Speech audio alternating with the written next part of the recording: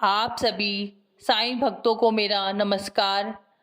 आज मैं श्री सच्चिदानंद सद्गुरु साईं महाराज के साईं सच्चरित्र बुक के द्वितीय अध्याय का अध्ययन कर रही हूँ। आप सबसे प्रार्थना है कि बहुत ध्यान से और बहुत मन से इस अध्याय को आप सुने। अध्याय 2 में कुछ विषयों का वर्णन किया गया है, जैसे ग्रंथ लेखन का धैर्य, कार्य आरंभ में असमर्थता और साहस, गर्मा गर्म बहस, अर्थपूर्ण उपाधि, हेमान पंथ, गुरु की आवश्यकता। इन विषयों का इस अध्याय में वर्णन किया जाएगा। गत अध्याय में ग्रंथकार ने अपने मौलिक ग्रंथ श्री साईं सच्चरित्र में उन कारणों पर प्रकाश डाला था जिनके द्वारा उन्हें ग्रंथ रचना के कार्य आरंभ करने की प्रेरणा मिली। अब वे ग्रंथ पठन के योग्य अधिकारियों तथा अन्य विषयों का इस अध्याय में विवेचन करते हैं। श्री हेमान पंत को ग्रंथ लिखने की प्रेरणा कहाँ से मिली, इसमें यह बताया गया है।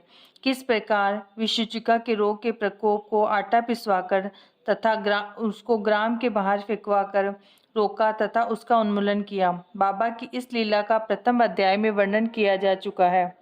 मैंने और भी लीलाएं सुनी जिनसे मेरे हृदय को अति आनंद हुआ और यही आनंद का स्रोत काव्य रूप में प्रकट हुआ। मैंने यह भी सोचा कि इन महान आश्चर्यजनक लीलाओं का वर्णन बाबा के भक्तों के लिए मनोरंजक एवं शिक्षाप्रद होगा तथा उनके पाप समूल नष्ट हो जाएंगे। इसलिए मैंने बाबा के पवित्र जीवन गाथा और उनके मधुर उपदेशों का लेखन आरंभ कर दिया। श्री साईं की जीवनी न तो उलझनपूर्ण है और न ही संकीर्ण है, वरन सत्य और आध्यात्मिक मार्ग का वास्तविक दिग्दर्शन कराती है। कार्य आरंभ करने की में असमर्थता और साहस। श्री हेमान पंत को यह विचार आया कि मैं इस कार्य के लिए उपयुक्त पात्र नहीं हूँ। मैं तो अपने परम मित्र की जीवनी से भली भांति परिचित भी नहीं हूँ और न ही अपनी प्रकृति से। तब फिर मुझ सरीखे मूढ़मति भला एक महान संत पुरुष की जीवनी लिखने का दुस्साहस कैसे कर सकता है। अवतारों की प्रवृत्ति के वर्णन में वेद भी अपनी असमर्थता प्रकट करते हैं। किसी संत का चरित्र समझने के लिए स्वयं को पहले संत होना नितांत आवश्यक है। फिर मैं तो उनका गुणगान करने के सर्वथा अयोग्य ही हूँ।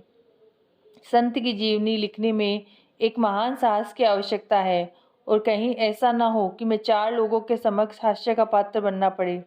इसलिए श्री साईं बाबा की कृपा प्राप्त करने के लिए मैं ईश्वर से प्रार्थना करने लगा। महाराष्ट्र के संत श्रेष्ठ श्री ज्ञानेश्वर महाराज का कथन है कि संत चरित्र के रचयिता से परमात्मा अति प्रसन्न होता है। तुलसीदास जी ने भी कहा है कि साधु सरित शुभ सरिस कपासु, नीरस विशत गुण में फल जासु, जो सही दुख पर छिद्र दुरावा, वंदनीय जेहि जग जस पावा।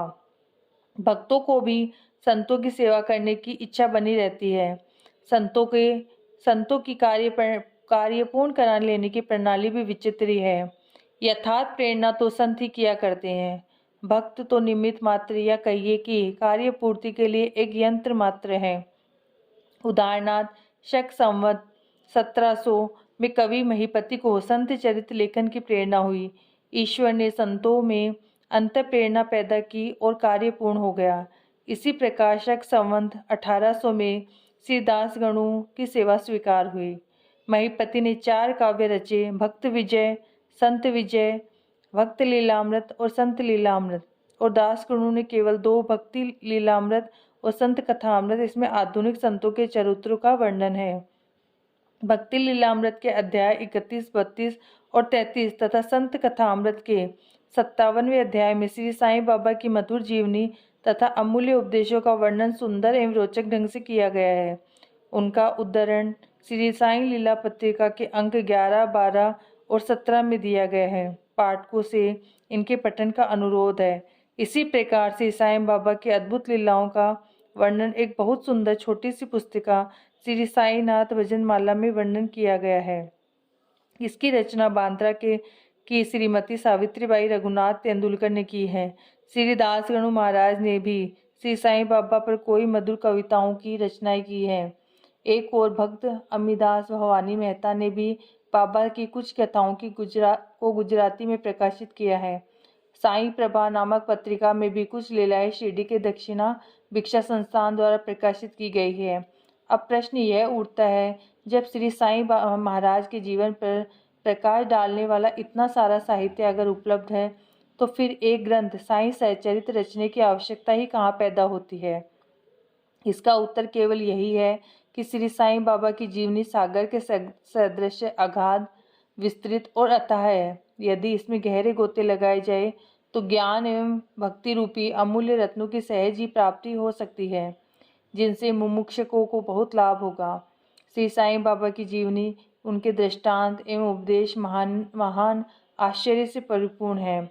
दुख और दुर्भाग्यग्रस्त मानवों को उनसे शांति और सुख प्राप्त होगा तथा लोक और परलोक में श्रेयस की प्राप्ति होगी। यदि श्री साईं बाबा के उपदेशों का, जो कि वैदिक शिक्षा के समान ही मनोरंजक एवं शिक्षाप्रद है, ध्यानपूर्वक श्रवण और मनन किया जाए तो भक्तों को अपने मनोवांछित फल की प्राप्ति हो जाएगी, अर्थात ब्रह्म से अभिन्नता, अष्टांग योग की सिद्धि और समाधि आनंद आदि की प्राप्ति सरलता से हो जाएगी। यह सोचकर ही मैंने चरित्र की कथाओं को संकलित करना आरंभ कर दिया। साथ ही यह विचार भी आया कि मेरे लिए सबसे उत्तम साधना भी केवल यही है। जो भोले भाले प्राणी साईं बाबा के दर्शनों से अपने नित्य सफल करने के सौभाग्य से वंचित रहे हैं, उन्हें यह चरित्र अति आनंददायक प्रतीत होगा। अतः मैंने भी अपना अहंकार उनके श्री चरणों पर न्यौछावर कर दिया। मैंने सोचा कि अब मेरा पथ अति सुगम हो गया है और बाबा मुझे इहलोक और पारलोक दोनों में सुखी बना देंगे। मैं स्वयं बाबा की आज्ञा प्राप्त करने का साहस नहीं कर सकता था, अतः मैंने श्री माधवराव उपनाम श्यामा से, जो कि बाबा के अतरंग भक्तों में से एक हैं, इस हेतु प्रार्थना की। उन्होंने इस कार्य के निमित्त श्री साईं बाबा से विनम्र प्रार्थना कि हे अन्ना साहिब, आपकी जीवनी लिखने के लिए अति उत्सुक है, परंतु आप कृपया ऐसा न कहना कि मैं तो एक फ़कीर हूँ तथा मेरी जीवनी लिखने की आवश्यकता ही क्या है। आपकी केवल कृपा और अनुमति से ही ये लिख सकेंगे, अथवा आपके श्री चरणों का पुण्य प्रताप ही इस कार्य को सफल बना देगा। आपकी अनुमति तथा आशीर्वाद के अभाव में कोई भी कार्य यशस्वी नहीं हो सकता। यह प्रार्थना सुनकर बाबा को दया आ गई। उन्होंने आश्वासन और उदी देकर अब वरद हस्त मेरे मस्तक पर रखा और कहने लगी, इन्हें जीवनी दृष्टांतों के एकत्रित कर लिपिबद्ध करने दो, मैं उनकी सहायता करूंगा। मैं स्वयं ही अपनी जीवनी लिखकर भक्तों की इच्छा पूर्ण करूंगा, परंतु उनको अपना अहद त्याग कर मेरी शरण में आना होगा। जो अपने जीवन में इस प्रकार आचरण करता है, उसकी मैं अत्यधिक सहायता करता हूँ। मेरी जीवनी कथाओं की बात तो सहज है, मैं तो उन्हें घर बैठे अनेक प्रकार से सहायता पहुँचाता हूँ। जब इनका पूर्ण नष्ट हो जाएगा और खोजने पर लेश मात्र भी न मिलेगा, तब मैं उनके अंतःकरण में प्रकट होकर स्वयं ही अपनी जीवनी लिखूंगा। मेरे चरित्र उपदेशों के श्रवण मात्र से ही भक्तों के हृदय में श्रद्धा जागृत होकर सरलता पूर्वक आत्मानुभूति एवं परम आनंद की प्राप्ति हो जाएगी। ग्रंथ में अपने मत का प्रतिपादन और दूसरों का खंडन तथा अन्य किसी विषय के पक्ष और विपक्ष में व्यर्थ के वाद विवाद की कुचेष्टा नहीं होनी चाहिए। ओम साईनाथ।